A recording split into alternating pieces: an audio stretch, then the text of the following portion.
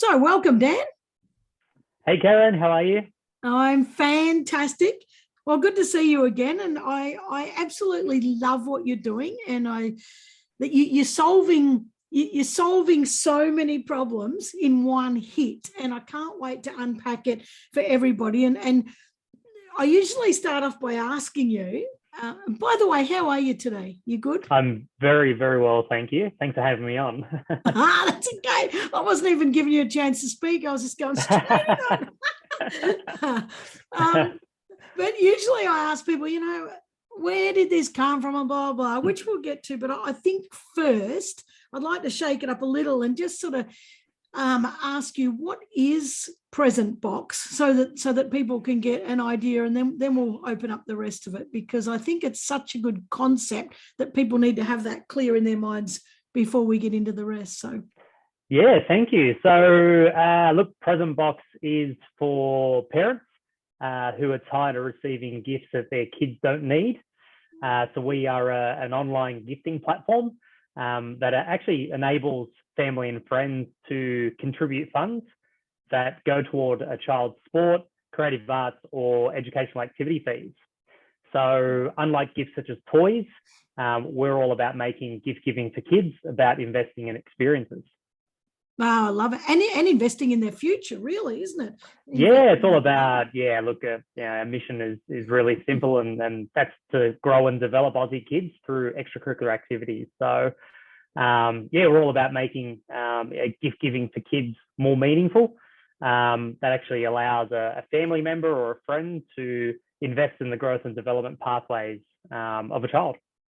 Oh, I love that so much. And that's those extracurricular activities often get left out, and they're such an important thing, because that's where they build more connections, they build their team building skills, and there's just so much in those activities that help them to become really functional adults that have really contribute well in the workforce, but also in life, in the community. And that's I absolutely love it.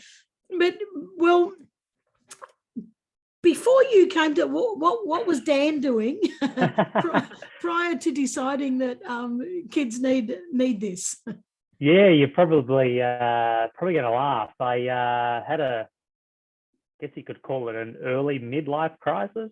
I'm only 36 years old. Straight out of uni, spent most of my career up until last year working for large global corporates, specifically in sales and account management roles. I sort of went through that journey, since around 2006, 2007. Ticked all the boxes, climbed the corporate ladder. And I think for me personally, there was always something that I longed for, and that was to build something of my own creation.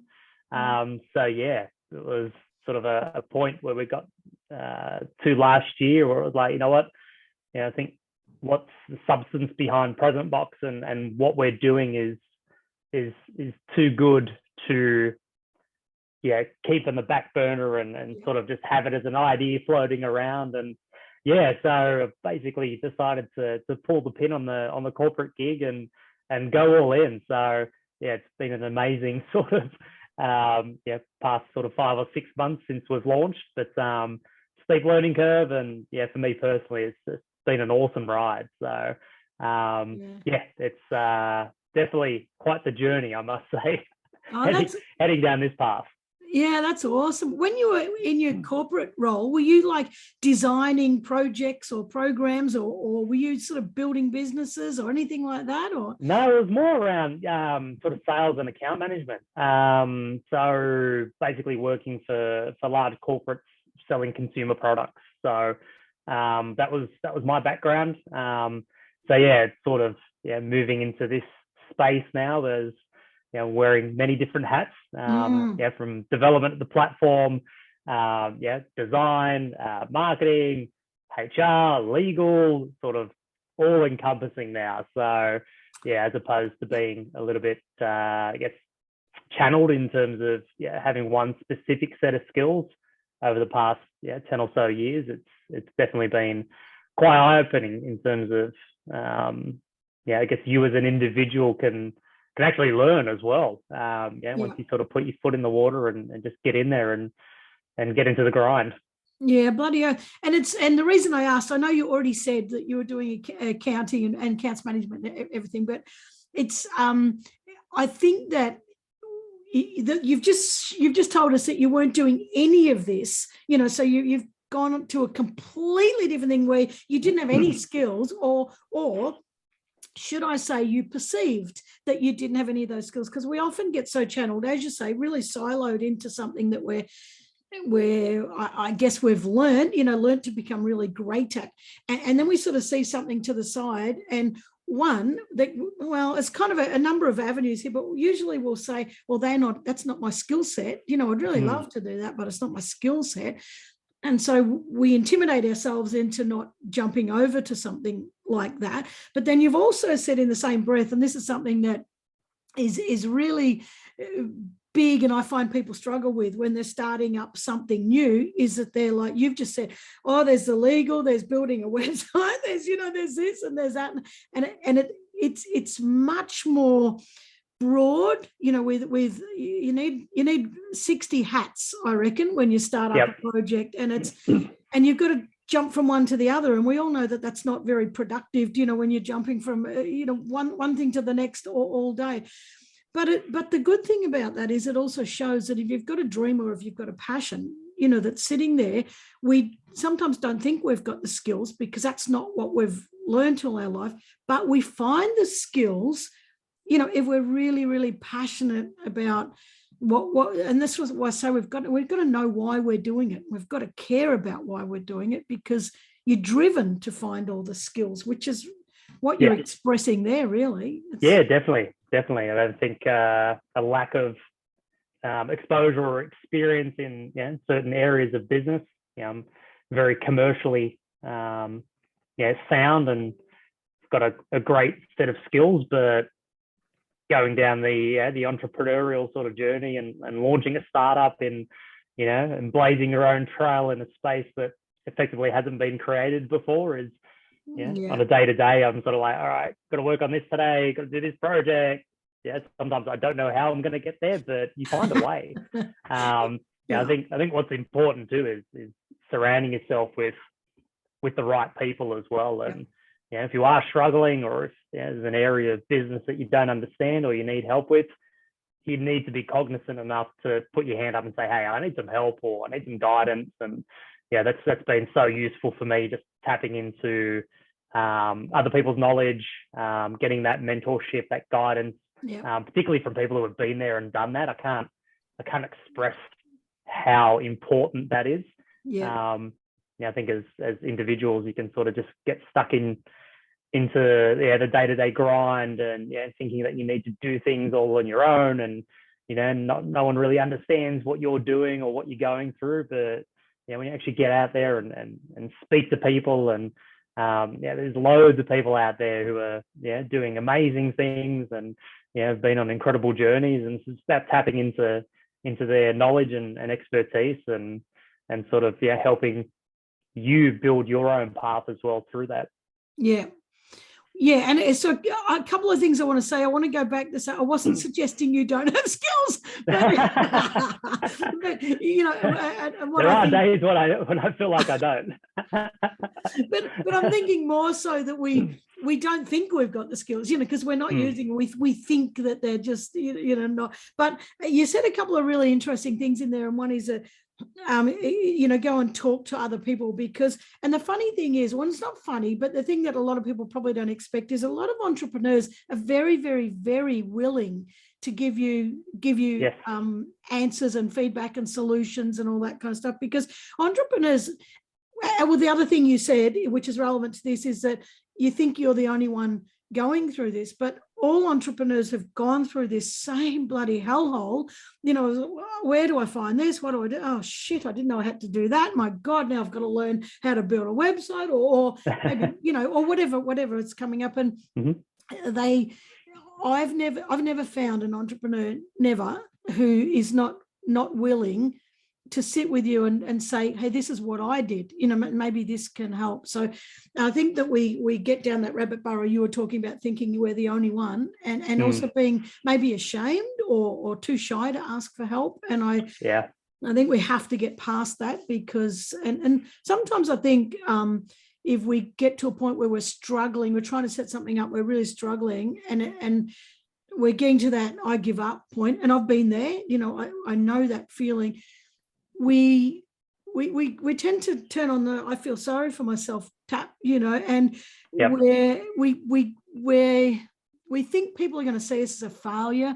Oh, you're just sucking now because you're I'm not going to help you. That's not true. People want to grab you by the shirt, pick you up, and plonk you back on the boat and help blow wind in your sails. 100%. Yeah. To me, that's just been exponential in terms of sort of helping me get to where we are and where we're going to get in the future as well. And to your point, it's as simple as I've made introductions through LinkedIn of with people who have built big platforms, and just reached out and said, hey, you're willing to catch up for a coffee or have a conversation? This is what I'm doing.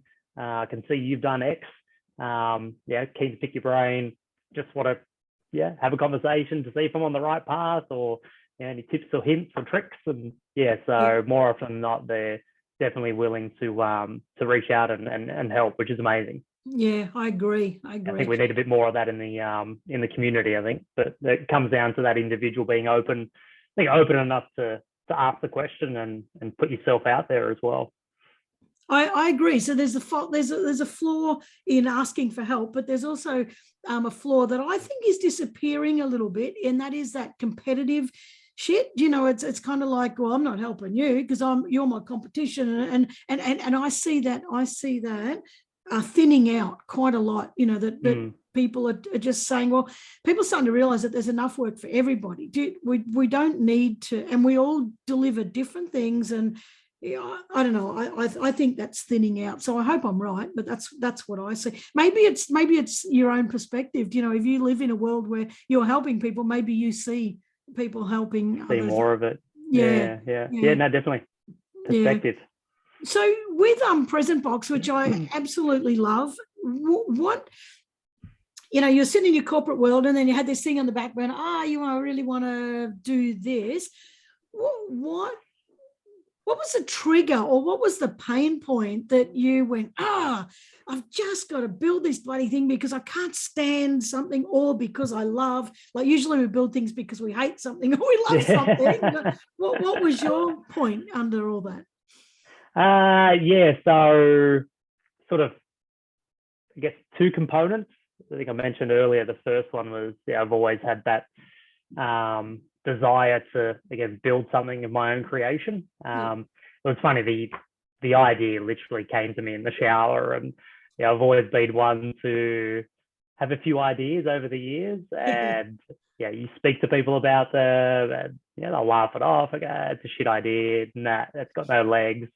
So funnily enough, I told my wife about the concept I had for Prezent Box, and she thought it was a great idea. So I was like, oh, okay, interesting. It might actually be onto something. So then sort of had that same conversation with one of my closest friends and someone who I've worked with from a corporate perspective for a number of years as well. And he thought it was an incredible idea. So that sort of, I guess, got me going in terms of saying, all right, I think I need to look into this a little bit more. But overall, I guess what was driving the creation of Prezent Box was sort of three key elements. The first one being as parents. So I've got 3 kids under the age of 7. Just as parents, getting really sick and tired of family and friends constantly coming to us for birthdays and for Christmas. What do the kids want? What do the kids want? What do the kids want? And as appreciative as we are as parents of the gifts that they bought, we're just getting a lot of unnecessary stuff. Toys and oversized clothes, undersized clothes, and just things that our kids didn't need. It was just more stuff, which in turn leads to a lot of clutter around the house. We'd end up throwing those items out or regifting and repurposing and passing the problem on to someone else. And and we thought as well that I think gift giving for kids has sort of lost its meaning. There's not a lot of thought that goes into what's an appropriate gift for a kid these days, and it's often left to the last minute. For kids' birthdays on a Saturday or Sunday, you normally leave it till Friday. You run down to the shops. You normally go into a major retailer. You pick up a toy, and the kid's probably already got 2, 3, 4, 5 versions of the same thing. Yep. So there's that element. The second piece was juggling a household budget as a family is extremely difficult, particularly in today's climate. So cost of living increases, interest rate rises. Once you factor general living expenses, mortgage, rent, groceries, petrol, utilities, insurances, school, daycare fees, there's not that much left over at the end of the week or the month. Yep. And I think you made the point earlier as well. The kids' activities in that sort of space or that sphere within the budget isn't deemed a necessity. Yeah. It's often viewed as a luxury, and the flow and effect of that is that the kids are the ones who end up missing out on doing the things they love, and connecting with their friends and building skills and things like that. And the third element was around the success of the Active Kids program here in New South Wales, which is a government-led initiative whereby eligible families who have got school-aged children get up to $200 per year in vouchers that the parents can use to go toward their child's activity costs. So that's a program, I think, launched sort of late 2018, early 2019. And since that program's inception, the government has handed out over $500 million in effectively taxpayer-funded money with the intention to drive participation in sport. So incredible program. Families are uptaking that voucher system as well, and sort of delved into the detail behind that program. And it was quite eye-opening for us, sort of seeing, going onto their social channels and sort of seeing what parents were saying. And one comment really stuck out for me that said, you know what, there's a lot of families out there who are struggling and are actually in need of some form of financial support to get their kids into activities. And that one comment from that parent was she couldn't afford swimming lessons for her child, so she needed to go to the local pool herself to teach her child how to swim on her own. It really struck a chord with me. I was like, wow, it's just a basic life skill that all children, swimming, it's a life skill. All children need to learn to swim. So cost is a huge barrier to entry for kids participating, but it's also one of the key reasons why they drop out of doing their activities as well. So we sort of stepped back and put all those pieces of the jigsaw puzzles together, and how can we help parents, not only from a financial perspective, but just helping them remove the need of receiving unnecessary gifts. How can we give children access to opportunities in the extracurricular activity space by removing cost as the barrier to entry? How can we make gift giving more meaningful for gift givers that actually allows them to invest in the growth and development pathways of a child? And the final component is also supporting the local business communities as well. So, activity providers, so local swim schools, dance studios, gym clubs, all the major sporting codes and things like that, by redirecting, billions of dollars of annual consumer gifting spend away from major retail categories like toys, where Aussie consumers are spending anywhere between 3 to 4 billion per year on hard plastics and effectively things that our kids don't need. So, so that's how PresentBox came about. We did a very, I guess you could say, fundamental sort of version of the platform as a test and a trial for my daughter's 5th birthday. And it was really interesting to see the responses from family and friends, and particularly parents who are like, wow, where'd you come across this? This is amazing. I want to use this for my kid's next birthday. And what we found, that people are actually a lot more generous in terms of their gift giving as well, as opposed to going down and buying a toy or leaving it to the last minute and not putting any thought behind it. So it's sort of verified that there's a genuine need for it. And I think we've highlighted or unearthed the problem that a lot of parents probably didn't realize that they had. Yeah. It's not until you have a conversation with a parent to go, sharing stories around, toy rooms and, how much junk do you have in your house? And so start promoting those conversations like, oh crap, there is a lot of things that I can probably get rid of. And obviously, making gift giving a bit more meaningful as well. I love that. So if you're a parent and you think, well, I'd like that for my kid, I'd love, like my kid's birthday's coming up soon. I'd like that. I'd like all whoever, family, friends, to give money because he keeps saying he wants to do Auskick and I just can't bloody afford it, or whatever. How do they go about it? Like, do they go to Prezent Box, and is there a presentbox.com.au? And that's with a Z, by the way, if anyone's looking that up, Prezent Box. And what do you do? Like, how does it functionally work? Yeah, so look, in terms of how it works, it's for a parent, it's completely free to use. So they'll sign up, register, and set up their family profile. And then when it comes to an event throughout the course of a year, so it might be a birthday, it might be for Christmas gifting, or just because a special someone like a grandparent or an auntie and uncle wants to contribute, they will basically log into their dashboard, they'll create an event, and then that generates a unique link that you can then share with family and friends. Simple click of a button, you direct it to a dedicated landing page for that child, and then the family or friend can make a contribution online.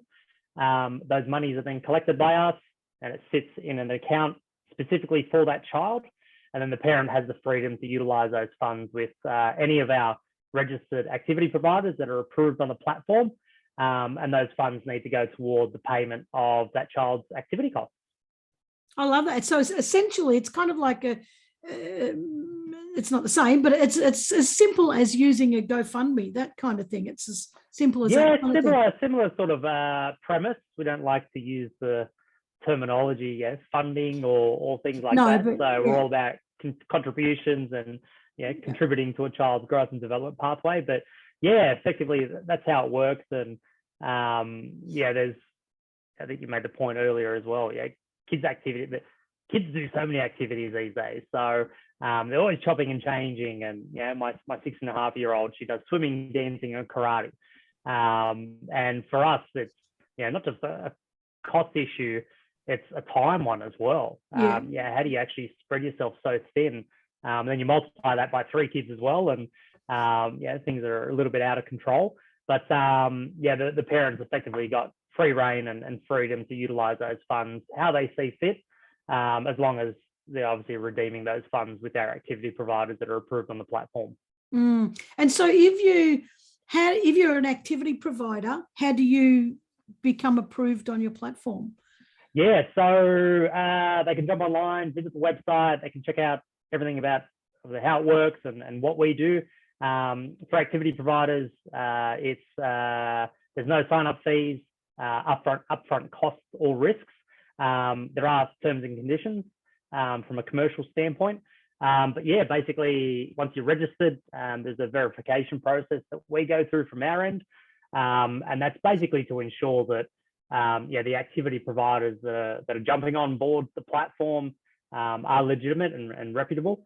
Effectively, we're running a marketplace, so anyone who joins our platform is an extension of our business. And obviously, when parents are utilizing their funds to pay for activity fees, we want to give them 100% confidence that they're redeeming those funds with reputable activity providers across the nation.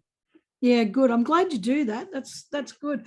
Now, what about, we touched on it before. You were saying, you go into your room, the kids' room, and there's 1,000 freaking toys. And my sister, and I don't know if she even if she's listened to this, I don't care because she knows I've said it 100 times. Holy shit, why have you got so many bloody toys? And you can't even move in the bloody house. So, like, give us some stats, because I think that, well, there's a couple of things. First, you're saying that people are more generous, when they're giving to extracurricular activities as opposed to buying I'm not going to name toys, but a toy. Well, what happens is that you go, Oh shit, I don't know. Yeah, that toy, we've got a million of them. I don't value that very much. But then there's such a deep value, in a child's investment, in their development and stuff. So I can see that. Have you got some stats? Because I think we need to be a little bit shocked and surprised about. I hate plastics. I know we all use them because we can't avoid it sometimes. Yep. But where we can avoid it, we should. So what go on, shock us with some stats if you've got any. Yeah, so I'll focus on the toy category. So here in Australia, Aussie consumers are spending on average around $3 billion per year on toys at retail, which Wow. is a crazy figure when you come down to it. So it's an industry that's very buoyant. And from that stat as well, there's a lot of reports going around that 80% of toys that are purchased ultimately end up in landfill, which is another crazy stat. And overall, as a category globally, toys is the most plastic intensive industry in the world. So we're sort of, I guess in terms of our intention, it's all about convincing gift givers to utilize PresentBox as a more meaningful gift option, as opposed to purchasing a hard plastic toy. Or I'm just focusing on toys because it's a direct correlation with what we're doing. But it's some crazy figures out there, and it is quite eye-opening. I don't think people are that aware as to how much people are spending on toys, and a lot of that stuff that's being purchased. And yes, look, there's a lot of things out there from a toy perspective that are educational and are great for kids, but a large portion of effectively what's being sold, it's just stuff. It's junk. I'm not against toys because I think that kids need that. They need to be able to play, and I think it's important that kids have a childhood, and don't miss out on that. But they do not need that many, and the more the room fills up with shit. And I say shit because most of it is shit. There are some great toys you can really appreciate. Like, I remember when I was a kid, I had a little Gumby toy, and he probably wasn't that sustainable. He was made out of some rubber bendy, and I had his horse. But I love that bloody thing, and Mr. Potato Head is also made out of plastic. But they're toys that I remember playing with for hours and hours, and I love me little Gumby, and you used to do stuff with him. And I used to have Matchbox cars, which were made out of steel too back then, which was a lot better. But they're toys that you really, you feel like they're your friends, you really feel like that you've got some relationship with that toy. But then we've got 3,000 other toys sitting around the house that we don't freaking need. So I think I love the toys that we can build relationships with, and we really have good memories with, and we can have conversations with, and and really learn from and delve into that whole world of how do we relate. But if you think about that, you're talking about $3 billion of toys. And imagine if people only spent I can't even bloody work out my numbers, but 1/6 of that, and they bought just the stuff that really mattered, that was the stuff that you appreciated, really cared about, carried it around with you like the barrel of monkeys, just stuff that you carried around with you. A bit of thought behind what that child actually likes in terms of interests, and what is their favorite toy or their favorite character, or exactly. And then if they're into bloody monster trucks, great, just get monster. You don't need the whole other 1,000 bloody things. But imagine that let's say we divided that into 6, and we've got the 1/6 that's a real good stuff, and then you got the other 5/6, that is. You imagine that money, which I don't know, end up being 2.5 billion, is going towards kids who to build them up as human beings. That is a hell of a lot of that's a hell of a lot of money going into building better kids, like building to become functional adults. You know, that's exactly massive. That's what's really driving, why we're doing what we're doing. So it's a huge focus for us. So our position on that is, both things can coexist. We're not the Grinch. We understand that kids need to have fun and play, but I think and I've seen it through my children as well, just having so much stuff, it actually creates negative traits and habits in children as well, especially in the early development years, where they've got so many things, and that's sort of centered around instant gratification. And they're always searching for the next shiny object. And yes, they might get a bunch of toys for their birthday or for Christmas, but I can guarantee you, like 2, 3, 4, 5 days later, they're over it and they're searching for the next shiny thing. What can I play with next? What am I going to get next? So it sort of ingrains in them, I guess, a lack of focus. And it's, obviously from a relationship standpoint too. And having that connection with something like you did with a Gumby or whatever it might be. It's our position on that is both can coexist. If you're planning to spend $100 on a child, why not give $75 through Present Box, knowing that you've got 100% confidence that the contribution you're making is going to go toward the activities that child loves to do.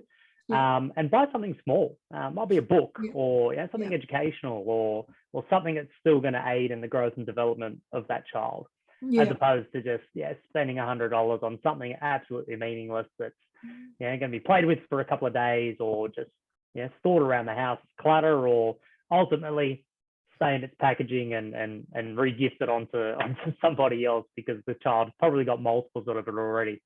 Yeah, I agree. And I think when you said Gumby, all I could think was fond memories. And I think, when you're talking about it's developing negative traits, when they've got so many toys and the instant gratification, they don't give a shit.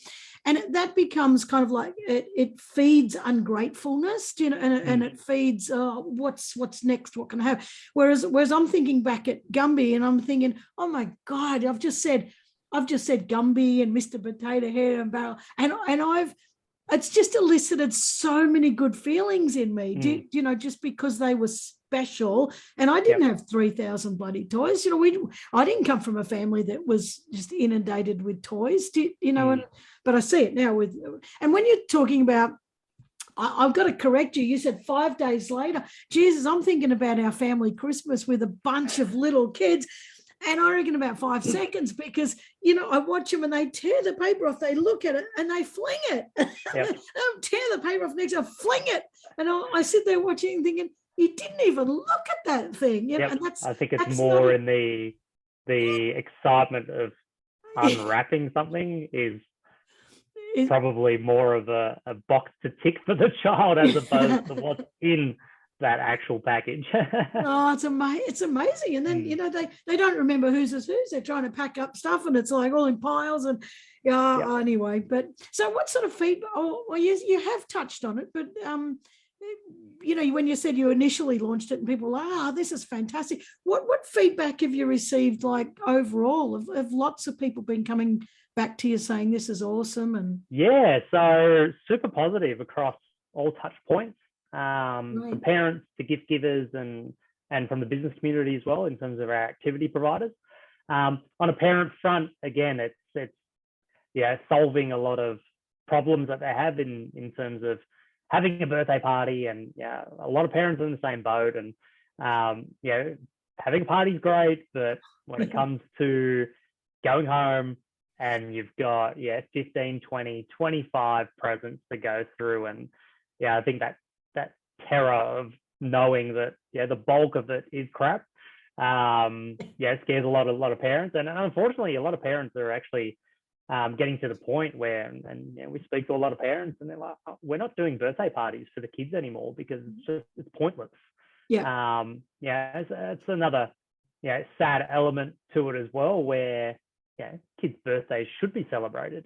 So we're hoping that we can also I guess reshape parents' thought processes around still being able to celebrate a child's birthday, but to also make that gift giving experience a whole lot more meaningful.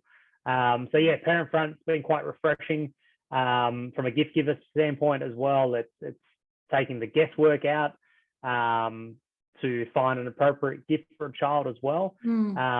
And also, what some of our gift givers have also said is that knowing that their contribution is actually going to go toward that child. So if they give $100, they've got complete confidence that the parent is actually going to use those funds to go toward that child's activity cost. So, as a gift giver, I'm a little bit hesitant to give children cash these days, simply for the reason I don't know whether the child's actually going to see the benefit of that. So, I've done it in the past too. And you get cash in the card, it sits in the top drawer for a couple of months, and you forget about it, and you stumble across it. It's like, there's $50 sitting there. Let's go and spend it on whatever you want to spend it on. And unfortunately, again, the kid doesn't see the benefit of that. And from a business standpoint too. So activity providers are loving the platform. So the benefits of partnering with us are centered around attracting, converting, and retaining their customers by offering PresentBox as a payment solution to their parents. That again allows their family and friends to effectively help subsidize their child's activity costs. I think it's fantastic, and I when you're saying in there too that people they love to know that it's going to, I think that feeds our altruistic tendencies as well. And I believe in good. Like, I believe that everyone's good. I believe that circumstances has turned some people to utter shitheads. Completely, but I think we start good. I believe we start good.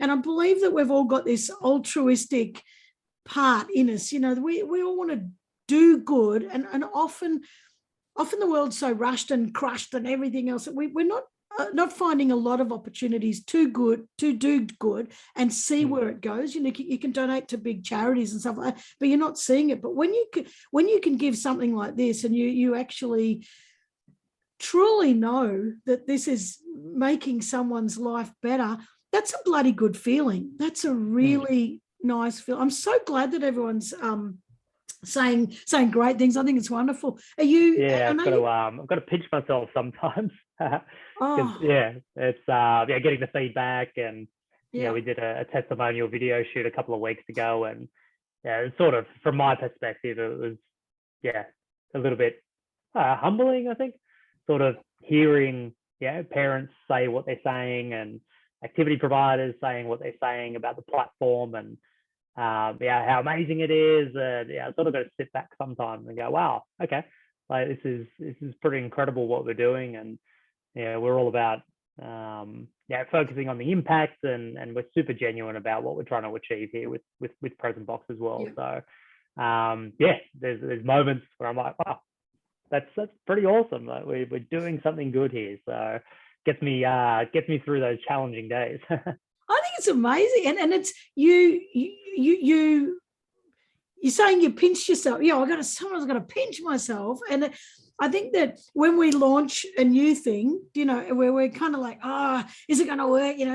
People, and I don't know, but I think your story is inspirational in a number of ways, but in one of the ways in that often we think of ideas and then we think, I think we're told, where's the gap in the market? Is there a gap, and people are crying out for something, and as an entrepreneur you can feel that gap. But there's also the other side of that, is that, hey, this doesn't exist, and you're taking a bigger gamble because it doesn't exist. But I think if it's driven from the right place, and the Apple guy, why have I lost his name? Steve Jobs. He's he famously said, sell people something that they don't realize they need yet, and we would have rejected an iPhone, many years ago. We would have been like, I do not need that shit in my pocket, Yep. accessing internet. And now none of us can live without. Now, I don't know if that's a good thing or a bad thing, but, sometimes there's gaps in the market that people don't even know that they don't even know the gaps there. They don't even know that they need it. And when something like yours, Present Box comes along, and it's kind of like, oh my God, I'm so happy this is here. And I didn't even, they wouldn't have even missed it if it wasn't there, but now it's there, and Yep. it's such a beautiful, beautiful option for them. Are you going to scale it? Where are we going? Where are we going, Dan? Yeah. So look, I've got pretty big aspirations and goals for the platform. Which we're super excited about. So yeah, look, the plan is obviously the platform to transform it into a true national platform that families and gift givers and activity providers right across the nation can access and tap into. But yeah, look, the sky's the limit, the moon's the limit for us.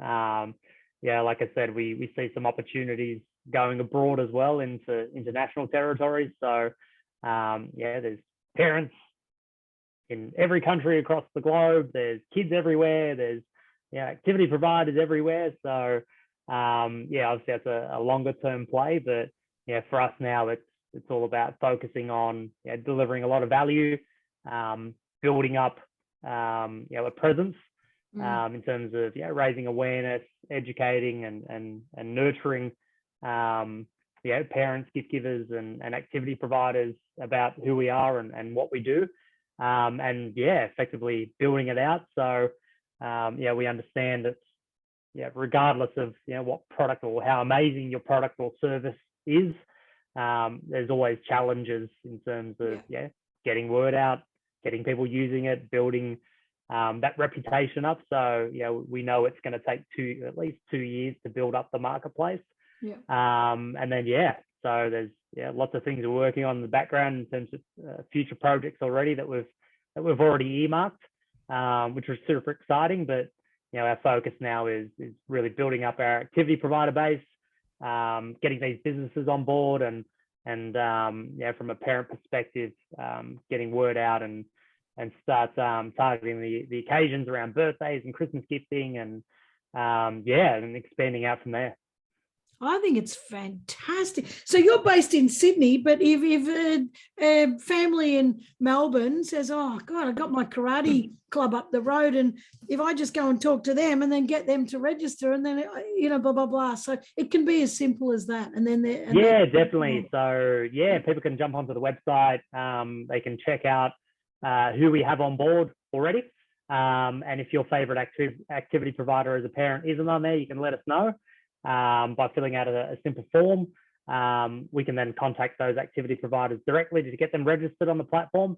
Alternatively, parents can also have those conversations with those providers and get them to get in touch with us. And we're happy to chat. And so no geographical sort of boundaries with respect to that. But for us, we are focusing on Sydney and building out New South Wales, and then using that as a platform.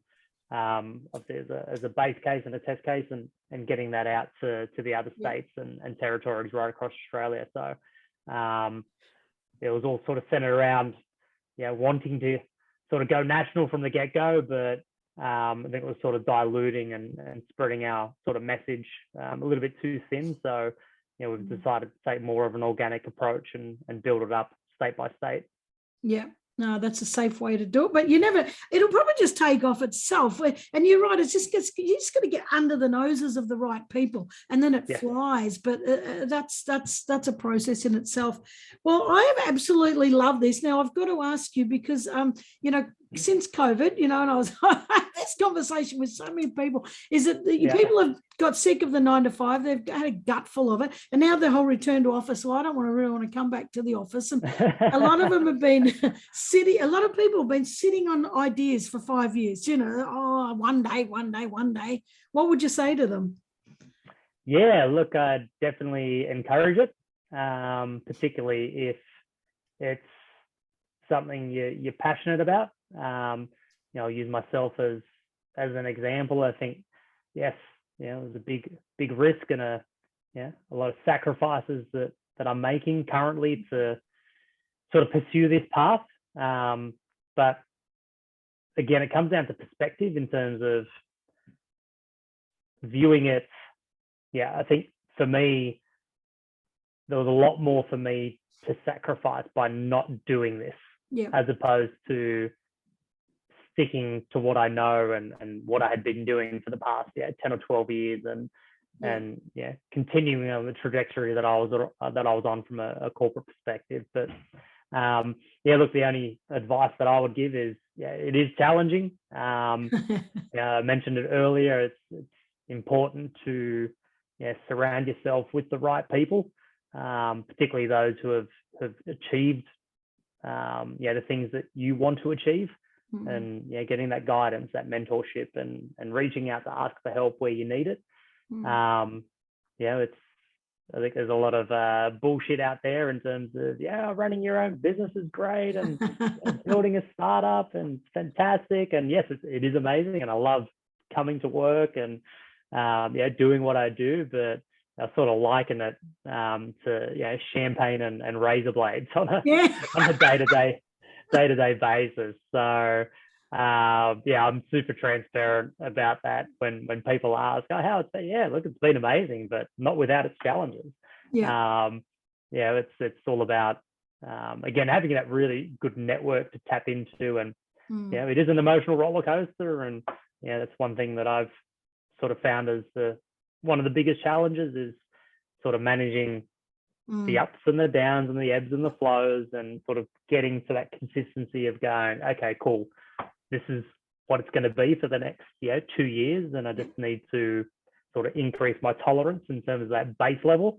But look, it's awesome. It's super encourage people to take the plunge, and obviously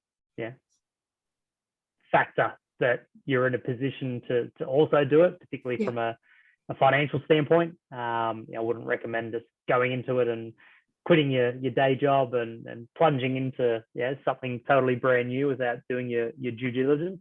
But it's awesome. Fantastic. I love it. I love his champagnes and razor blades. Holy shit. I've never heard it like that, but I reckon that's perfect. It is. Is it a good analogy? I think it's an analogy. It's a good one. That's what it feels like. And people think it's just this, I'm going to start something, and then it's like this skyrocket arrow upwards, like on the graph. Nah, never, ever, ever. It's like untangling the barbed wire before, and then you're still going to get through all the bloody minefields. It's just, it's hard work, but it's worth it. It's worth it if you find something that really, really, really touches your heart, you're really passionate about. So thank you for sharing your honesty. No, thank you for having me. Oh, that's fantastic. Well, I know we've talked about it, Prezent Box, we've talked about this, but where can people find you, follow you, connect, all that kind of stuff? So you can visit our website, so presentbox.com.au, so that's prezentbox.com.au. Or you can also follow us on Facebook and Instagram, and that's just PresentBox AU. Fantastic. And are you on LinkedIn? Yes, also on LinkedIn. So Dan Frkic. Connect. Anyone wants to have a conversation or need some advice, more than happy to help out. I think, I mentioned it to someone I was speaking to the other week. I was like, this journey, there's like no road, no manual, no like guide or a book you can follow, or it's just awesome to have conversations with people who are, particularly I think people who are on the same sort of path as you as well in terms of time frame.